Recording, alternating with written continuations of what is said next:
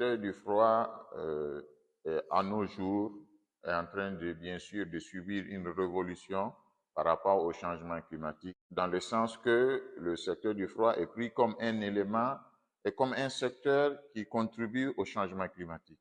Mais en réalité, le secteur du froid, surtout ici en Afrique, est une opportunité pour éviter les changements climatiques, parce que le secteur du froid peut contribuer à la préservation de la production des denrées alimentaires en Afrique. 70% de ce qui est produit en Afrique se perd à la nature tout simplement parce qu'il n'y a pas un secteur de froid développé, c'est-à-dire la chaîne du froid qui va permettre le développement. Pensez que l'Afrique, c'est seulement à hauteur de 3% qui intervient dans l'ensemble des éléments de la pollution au niveau global.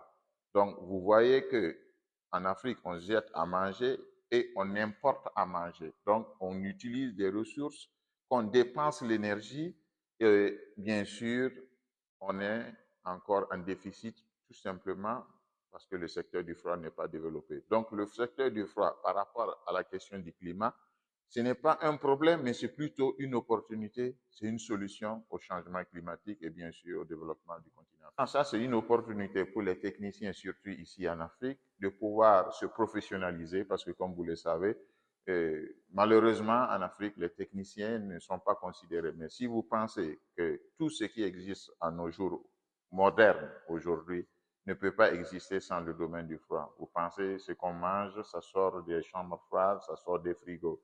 Les médicaments, c'est produit avec des appareils de froid.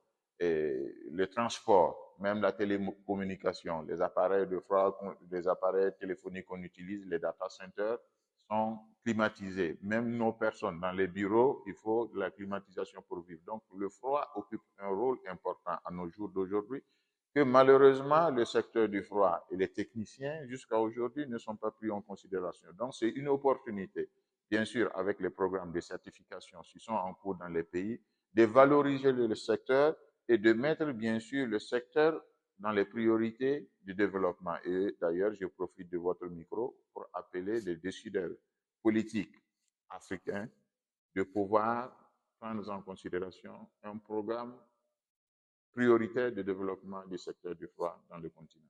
Bien sûr, c'est l'organisation du secteur, parce que le secteur, comme je vous ai dit, jusque-là, le secteur du froid, il y a beaucoup de l'informel et ceux qui même formés ne coupent pas vraiment la place que le secteur du froid mérite dans nos sociétés ici en Afrique. Pourtant, comme je vous disais tantôt, c'est un secteur très important.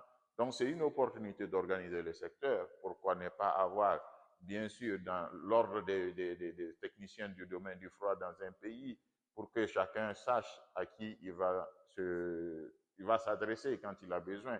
Parce que généralement, quand on a besoin, on appelle quelqu'un qui vient vous dire que le gaz est fini ou vous raconte des choses, vous ne savez même pas s'il sait faire son travail ou pas, et vous dépensez beaucoup d'argent après avant de trouver quelqu'un qui sait vraiment faire le travail. Donc, ça va permettre bien sûr d'organiser le secteur pour servir les utilisateurs des appareils de froid, donc tout le monde, pour servir le pays donc dans le domaine de la réfrigération, conserver ses produits pour manger et transformer, donner de l'emploi à la jeunesse, pour donner de la valeur ajoutée, bien sûr, et surtout préserver l'environnement pour avoir un monde meilleur pour les futures générations. Donc le secteur du froid a un très grand rôle à jouer pour le développement du continent africain et surtout pour le développement du continent pour les futures générations.